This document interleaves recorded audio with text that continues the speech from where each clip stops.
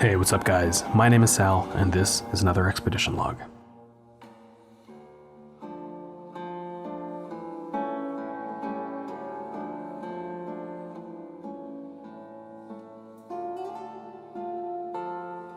As part 4 to the 5-part, 5,000 subscriber special, we're going to be revisiting a place that I visited on my very first day of filming for the expedition log series.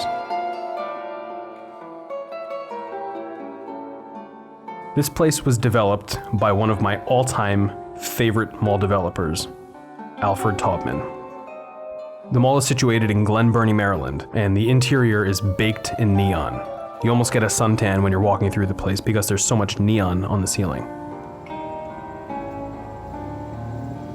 The surrounding area has lush greenery and this really cool place called Ann's. It's a hot dog place and ice cream parlor. I'm sure it's been there since the beginning of time.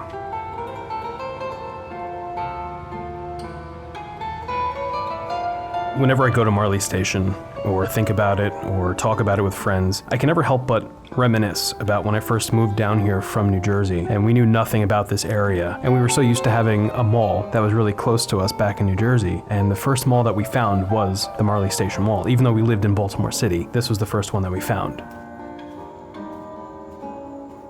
So this mall is really special to me, and I really wanted to visit it one more time and do it justice with another expedition log. So come take a walk with me in the neon-soaked Marley Station Mall. But first, a word from our sponsor for this film, that thrown-together theme park from 1980s New Jersey, where kids would fall off rafts and rapids and do unintentional belly flops off of 75-foot cliffs, and it had that enclosed slide that had a loop at the end, where I'm sure tons of people got hurt. Action Park. Baby, let me take you where the action's hot. Action Park. We can ride the excitement and feel the park crowd. Action Park.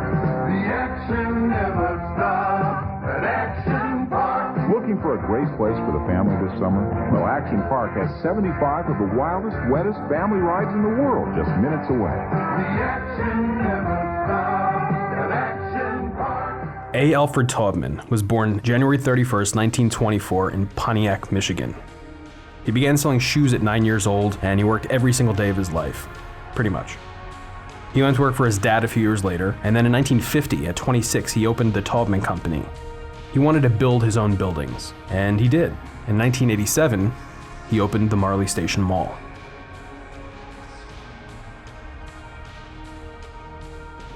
When I first visited this mall, I was greeted by this beautiful blue neon in the awning. However, today, it wasn't lit. I've been told by a few people, like Anthony over at Ace's Adventures and Jack from deadmalls.com, that it turns on when it gets darker. But when I was there the first time, it was like noon and it was on. Back in December of 2017, I published episode 5 of the Expedition Log series, which covered Marley Station Mall. And in this episode, I went over the full history, top to bottom, and all the financial transactions and times that this mall changed hands. So if you'd like to see that video, the link is in the description below, or you can just go to episode 5 of the Expedition Log series. It took Marley Station 9 years to complete its anchor list, adding JCPenney in 1993 and Sears in 1996. However, the original 2 anchors were Hecht's and Macy's, which is a weird thing to think about because of the transition that happened 12 years later. When Hecht's was bought out by Federated Department Stores, they had a decision to make at a lot of places. Do we keep it as Hecht's, or do we rebrand to Macy's? This wing that we just entered was the wing for Macy's when the mall first opened. But now it's completely empty. And I don't know what it is, but I always love to come in the mall from this entrance. The mall's not dead. I'll be very clear, this mall is not dead. They're doing as well as they can in this climate. But there are certain aspects of the mall that just draw me to it, and that draw a lot of others to it. There's tons of videos on this place. From the neon aesthetics to the dead wing, like some of the original appointments of this place, the planters and the seating areas and the benches, that stuff is all original. So there's something about this mall that just screams out 90s. This mall is a 90s baby. It was only in the 80s for a couple of years. This mall is definitely a 90s baby.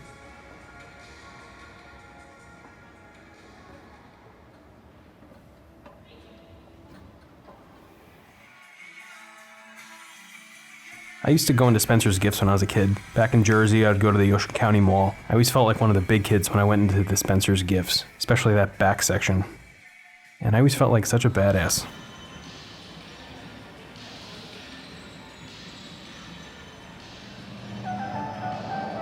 Fresh baked bread, piled with extra lean, juicy ham.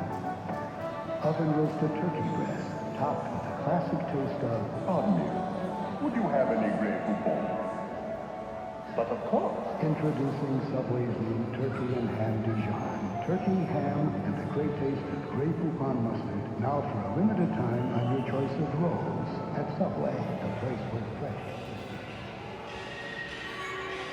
When I first started this series, I never intended to revisit places. However, over time, when I got more ingrained in the hobby of collecting knowledge and footage of all of these places, I began developing an interest in how they were doing after I saw them for the first time. So I use the word tautology very purposefully because I never want to say the same thing again and again and again in videos. So by using that word tautology, you'll never hear me say the same thing about a place in one video to the next. I'll always offer another perspective.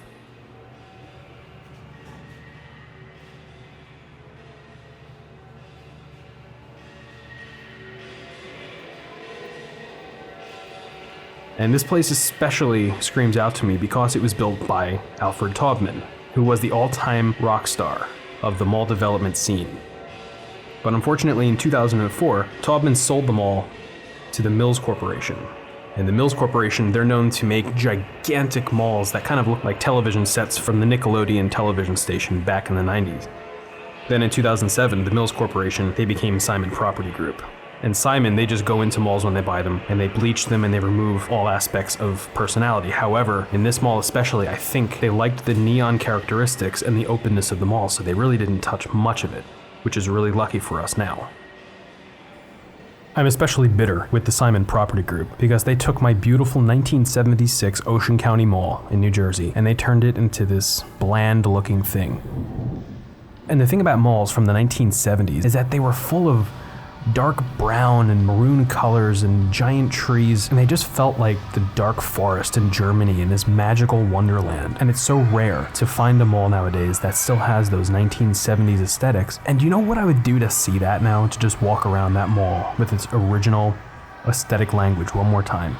So I'm kind of bitter with Simon about that. We have some beef. 1 year after the change from Mills to Simon in 2008, Boscov's opened after Macy's sold their original location.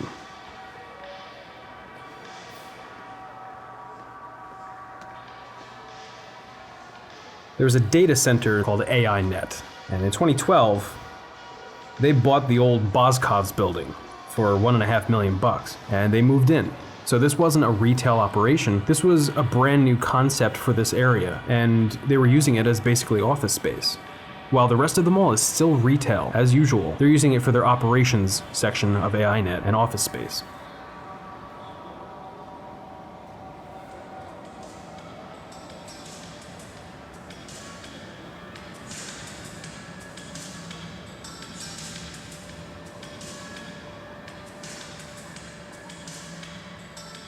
I think Marley Station has a great Macy's. They did a great job with this. It's a 3-floor Macy's. It's got these amazing escalators that crisscross going up and down, and it reminds me a lot of the Echelon Mall Macy's, which is in the old Strawbridges building. I think that design is incredibly cool.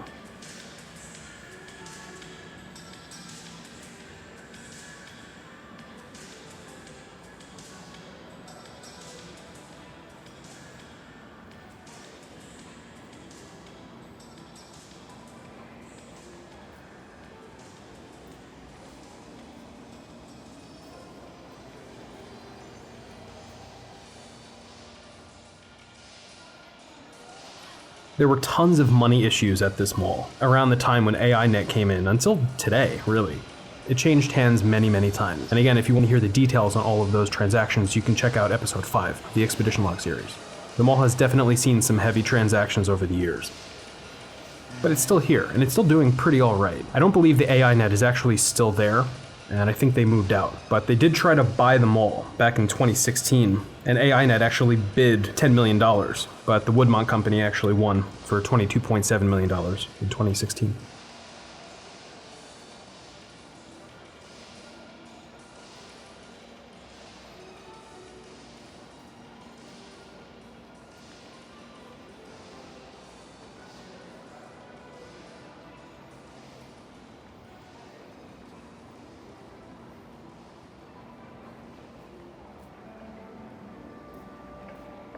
day, huh, kiddo? Fractions of math. Drink your hips and kiss me on the background in front of everybody. Sounds like you need a bedtime story. Archie? Cool. When your day needs a little turnaround, Blockbuster has 9,000 ways to make it a Blockbuster night. How about another story? Yeah, I got one. Boys kissing girls. And I'm pretty sure Marley Station will be here for a while. I don't think it's going anywhere. Sure, it's got this entire empty wing, but they do cater to mall walkers. They encourage mall walking. And as a matter of fact, scattered throughout the mall, if you look very carefully, you'll find tiny silver plaques that tell you what part of the mile you're on and give you access to enter the Marley Milers Club.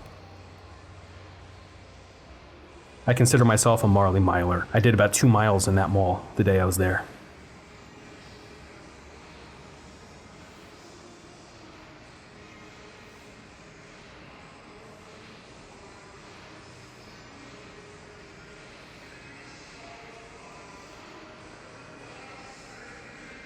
These days, mall security has a heightened sense of alertness for people taking photos and videos in the mall. The footage that we're watching now was taken over 2 days. One of those days I was there with Fritz, and if you look very carefully, you'll see 2 shots of him in this entire expedition log.